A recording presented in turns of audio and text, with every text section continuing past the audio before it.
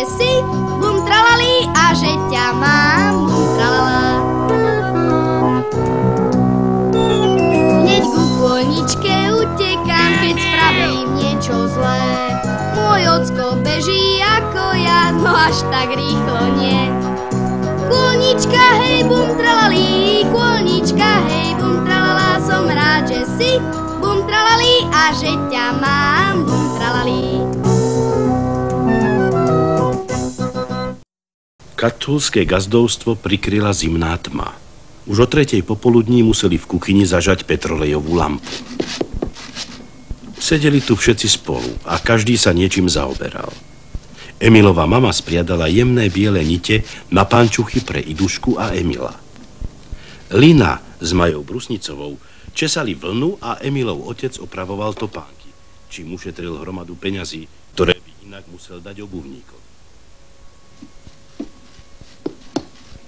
Alfred si štopkal ponožky. Už to naozaj potrebovali. Deti, čo to zase vymýšľate? Máme tu pod stolom vlka. Emil povedal, že naša Micka je vlk? On ešte v živote nevidel ozajstného vlka. A ty si ho videla? Ako by nie. Veď kedysi dávno aj v našom Smolande bolo veľmi veľa vlkov. Dokonca aj priamo v Lenenberge. Ale chlapi vykopali hlboké jamy a do tých sa ľahko chytili. A potom ich postrieľali, no. Ale viete, čo bolo oveľa horšie? Nevieme, povedz. Bol to strašný vlkolak. Vlkolák? A čo je to? Vlkolak je, no ako ti to poviem, ani to nechcem vysloviť. Vlkolak je obrovský na poli vlk a na poli človek. A čaká len na mesačný spln. Je to strašný prízrak noci, ktorý sa túla po lese a chytá ľudí. Rozumiete mi? Nerozumieme. Jaj. A keď človek v noci stretol takéhoto vlkolaka, už s ním bolo amen. Hrôzo strašnejšieho netvora na zemi niet. Preto si myslím, že ľudia sa nemajú čo túlať po nociach, najmä keď je mesiac splne. Tak veru. Prestaň už s tým, Maja. Zas zbytočne strašíš deti. No. Nech nás ešte straší. Rozprávaj nám o strašnom vlkolákovi a o duchoch, alebo o strašidlách a škriatkoch. Nie. Už budem mlčať. Tak nám aspoň povedz, ako sa robí vlčia jama. Nasledujúce ráno Emil začal kopať jamu. Bol presvedčený, že stačí mať jamu a nejaký vlk sa určite nájde. Musím sa ponáhľať, aby som jamu vykopal, kým začne snežiť. A keď napadne sneh a bude mrznúť, vlci určite výjdu z lesa. Ja!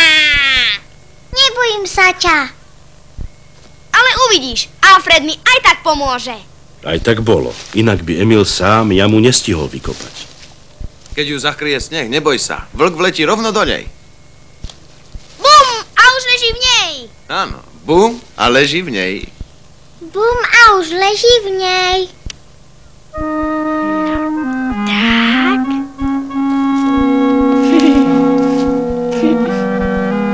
Potom im už zostávalo len vyčkať, kedy udrú mrazy. A tie nenechali na seba dlho čakať. Tesne pred Vianocami sa poriadne ochladilo. Začalo mrznúť, potom zasa snežilo, až sa všetci radovali. Sneh prikryl Katult, prikryl Lönebergu, ba i celý Smoland.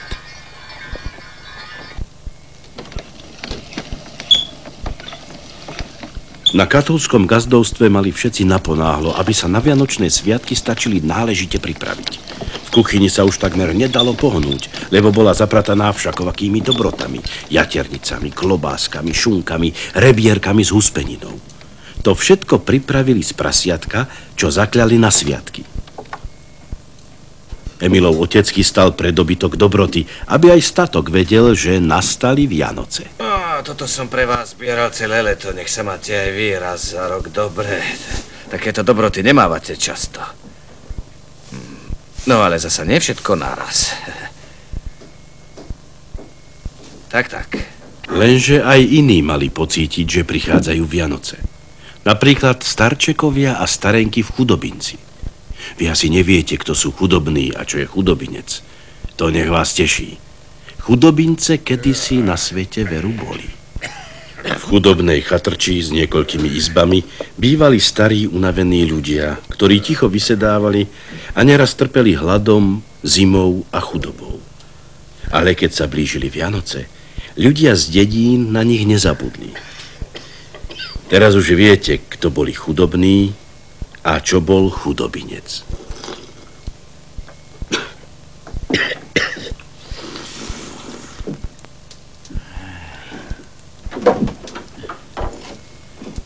Aha, tak tu ste. Konečne ste prišli. Čo som vám povedala? Neprikázala som, aby ste nevychádzali von. Veď cesta nám netrvala až tak dlho. Prišli sme za svetla. Ty starý hlupák. Čo si vôbec o sebe myslíš, že nemám inej roboty? Len striehnúť na teba, stále ťa niekde hľadať? Nemáš rozum? Chápeš, čo ti hovorím? Veď sa už na mňa toľko nehnevaj, chcel som sa len pozrieť von. Áno, správkyňa chudobinca bola na starčekov prísna, ba niekedy až zlá. Emilová mama, tak ako po iné roky, aj na tieto Vianoce pripravila pre chudobných veľkú zabíjačkovú nádielku. Vedela, že trpia nedostatkom a bolo jej ich veľmi ľúto. Ďalej. Pozrite sa, tuším, voľa čo dostaneme. Na sviatky nebudeme o hlade. Mama vám posiela zo zakáľačky a želá príjemné sviatky. Ďakujeme pekne a že pozdravujeme.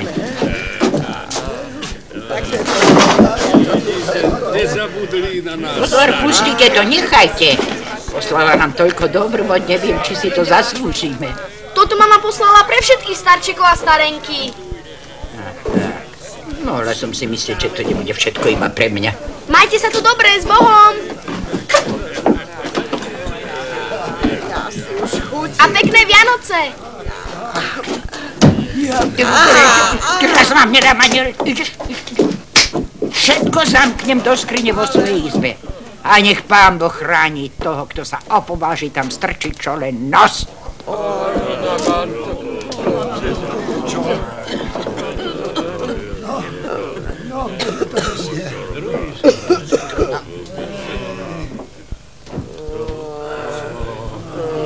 A tak prišli Vianoce.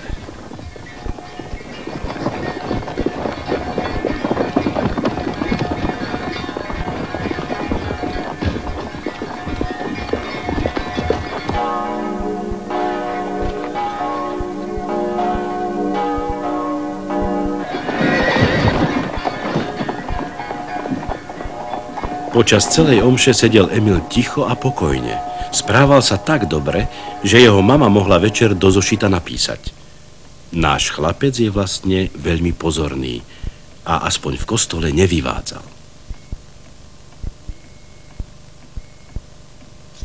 Prišiel druhý sviatok vianočný.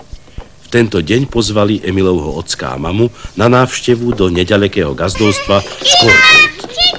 Všetci obyvatelia Lönebergy a okolia dobre poznali Emila, nuž preto na návštevu deti nepozvali. Aj Lina musela zostať doma a starať sa o deti, hoci sa pôvodne chystala, že navštívi svoju matku, ktorá neďaleko z Korpultu bývala. Už nečudo, že sa teraz hnevala a plakala. Prosím ťa, Lina, nepláč.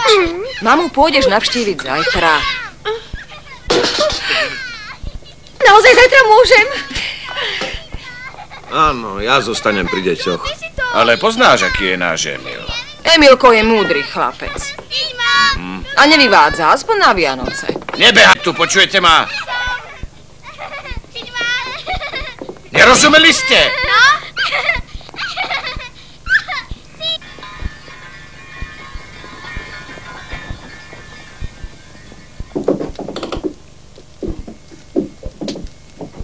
To je čudné, že ešte neprišiel. Kde len môže toľko trčať? Zrejme išiel na katult. Ako obyčajne. Čo má čo robiť na katulte?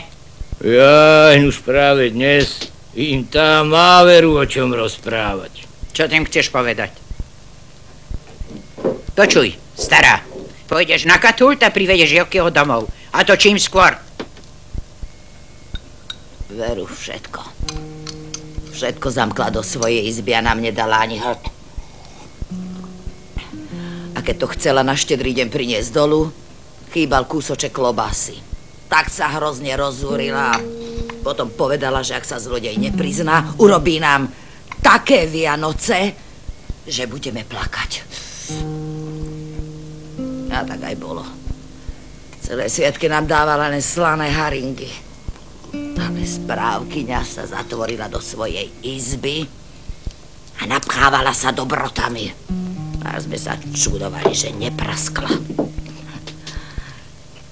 Každú hodinu som ju chodila pozerať. Ona len sedela a jedla a jedla a jedla. Pojedla celý kôš dobrôt, ktoré ste nám poslali.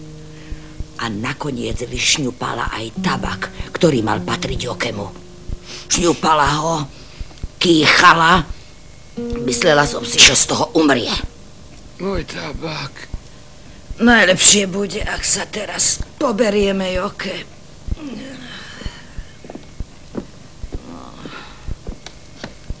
Hop. Čo už narobíme, detko? Chudák vždy zostane chudákom.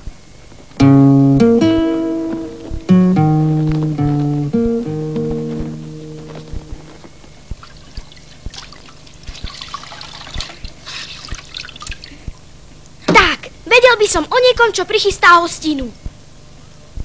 Kto je to? Predsa ja. Všetkých starčekov z Chudobinca pozvem k nám na hostinu a to hneď. Aj správkyňu pozveš? Tu teda nie, ale ostatní hej. Emil, si istý, že to nie je nejaká lotrovina? Správna otázka, čo povieš, Emil? To nie je nejaká lotrovina. Je to náhodou výborný nápad, že aj anielom by sa to určite páčilo. Aj mama by so mnou súhlasila. A čo by povedal náš ocko? Stalo sa, ako chcel Emil. Ako napokon vždy.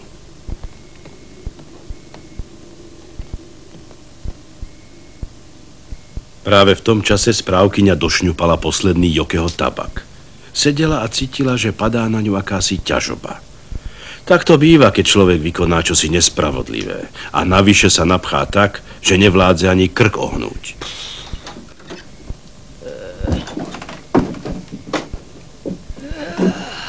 Dobrý večer. Dobrý večer. Dobrý večer, Emil. Vítajú nás. A čože ťa k nám zase priviedlo, Emil? Hľadáš niečo? Nenechal som tu náhodou vreckový nožík. Nenašli ste ho? Nie, Emil. Nožík tu nie je, teda aspoň ja som ho nevidela. Ale možno niekto z vás videl u nás, Emilov, vreckový nožík. Čo poviete? Nie, nožík sme nevideli. Takže si počul, Emil. Nič. To aby som zasa šiel. A chutili vám klobásky, huspenina a ostatné jedlá? Joj, veľmi. Pravdaže. Pozdravuj mamičku, že nám naozaj veľmi chutilo. Určite jej to poviem, keď sa vráti domov. Lebo teraz je aj s ockom na hostine na Skorpulte. Hostina na Skorpulte? Čo nepovieš? Takže oni na dnes pozývali hostí. No a vraj majú až 17 druhov syrov. To je paráda však. To je úžasné. Len si predstavte tú kopu syrov. Teraz uvidíme, ako pobeží na Skorpult. Poď.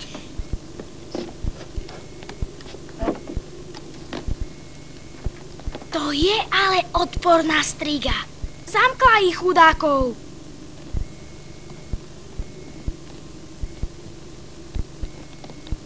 Cez okno ich odtiaľ musíme dostať. Lenže okná sú znútra zatlčené, nedajú sa otvoriť.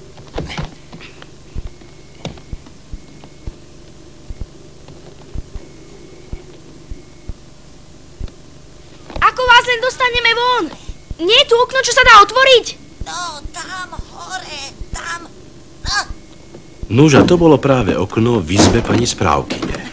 Našťastie Alfred bol dostatočne vysoký a silný, kým obyvatelia domova zasa chudí a ľahkí.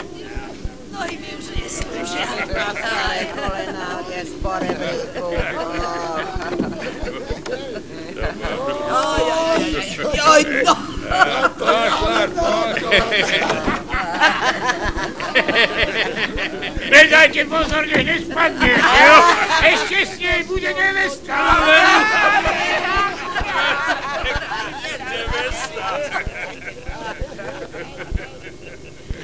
Vy s nami nechcete ísť na dobrú hostinu? Mňa veru na takýto výlet nedostanete. To je škoda, ale určite vám nezabudneme poslať nejaké dobroty. Nohy by ma už neodniesli nikam, synak môj. Dobrý večer. Dobrý. Toľko je to, ako to tu nádherne vyzerá. Bože, to je naozaj štedrá večera. Dobre sa pozrite, koľko je tu všade svetla a nádhery. Pekne vás u nás vítam. Ďakujeme. A teraz sa začína hostina.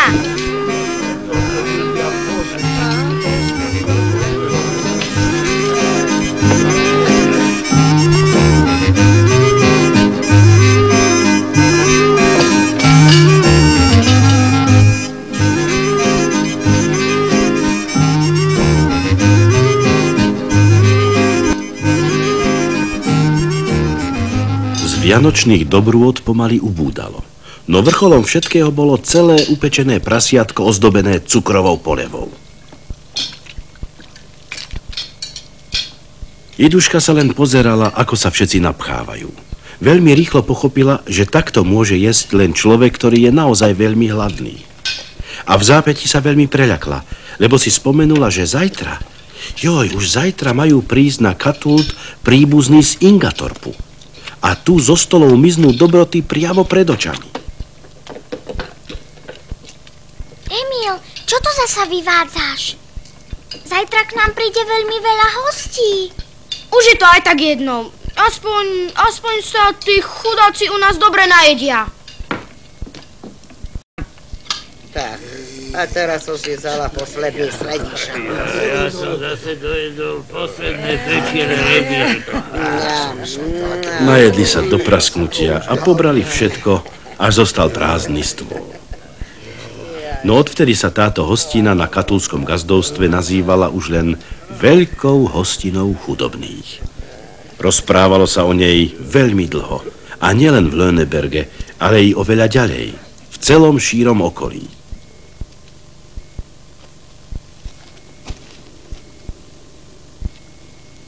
Teraz sa správkyňa hanbí a nemá odvahu vojsť dnu. Chcela by len nazrieť cez okno, či sa tu naozaj hostia jej starenky a starčekovia. No na to potrebuje nejakú podložku, alebo čosi, na čo by vyliezla. A tak sa vydá na obchôdzku a hľadá. Napokon čosi aj nájde. Ale nie podložku. Nájde totiž veľkú, voňavú...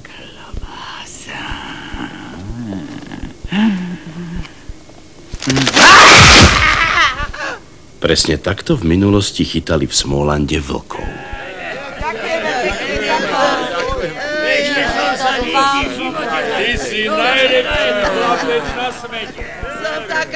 Odvezieme vás na saniach, však Alfred.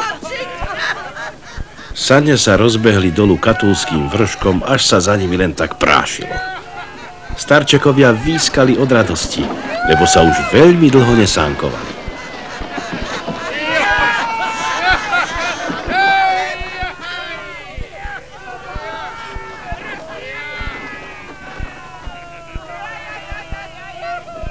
Keď sa vrátili do chudobinca, dvere našli otvorené, ale ani si to nevšimli, lebo boli síti a od sánkovania unavení, priam padali do postelí. Boli však takí šťastní, akí neboli už niekoľko rokov.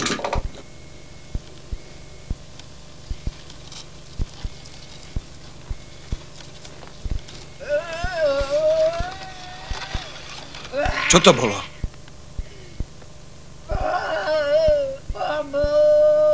Do mojej vlčej jamy sa určite chytil vlk. Mama, mamičko.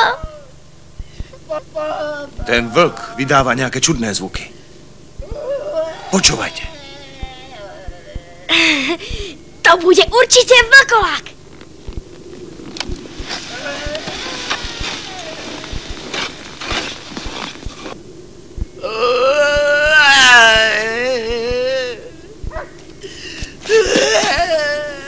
Emil bol veľmi sklamaný, keď zistil, aký vlkolak sa mu chytil do jamy. Ale potom si povedal, že správkyňu trochu vystraší, aby sa k Jokemu aj k ostatným začala správať milšie. Poď sem, Alfred, a pozri sa, aké veľké zviera spadlo do jamy.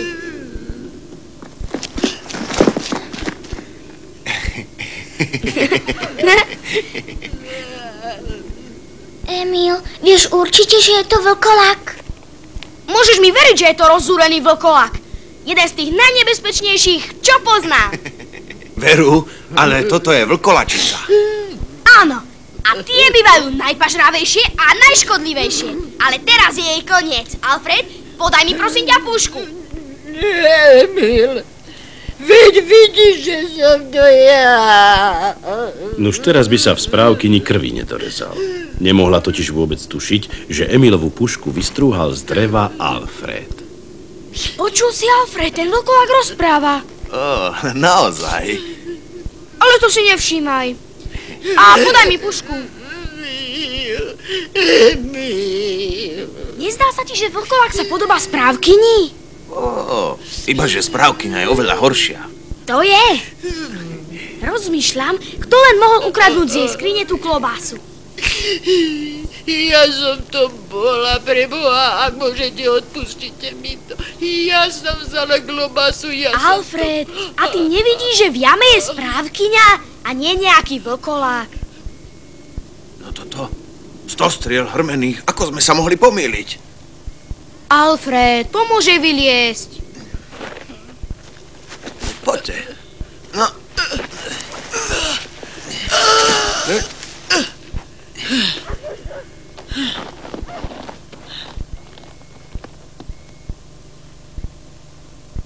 Ja som vzala klobásu, ale potom som na to zabudla, už to viac neurobím. No, tak nakoniec bolo dobre, že musela trčať v jame a premýšľať. V každom prípade je jasné, že vlčie jamy nie sú hlúposť.